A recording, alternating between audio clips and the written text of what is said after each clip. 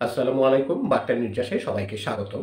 ৪-৫ দিনের মধ্যে নির্বাচনের তারিখ ঘোষণা করবেন প্রধান উপদেষ্টা। দর্শক, এটা অত্যন্ত গুরুত্বপূর্ণ সংবাদ। অনেকদিন যাবৎ আমাদের সকলের মধ্যে অন্যতম একটা প্রশ্ন ছিল, কবে নির্বাচন হতে যাচ্ছে বাংলাদেশে? কিন্তু আজকের বৈঠকের পর মনে হচ্ছে খুব শীঘ্রই নির্বাচন অনুষ্ঠিত হবে। ৪-৫ দিনের মধ্যে প্রধান উপদেষ্টা অধ্যাপক মোহাম্মদ ইউনূস আগামী জাতীয় সংসদ নির্বাচনের তারিখ ঘোষণা করবেন বলে মন্তব্য করেছেন জাতীয় পার্টির চেয়ারম্যান মোস্তফা জামাল হায়দার।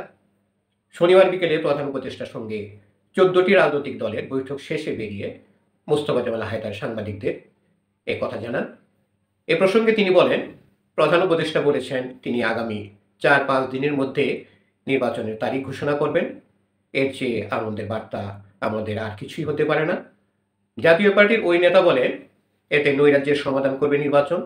নির্বাচনের মাধ্যমে অনেক সমস্যার সমাধান হবে।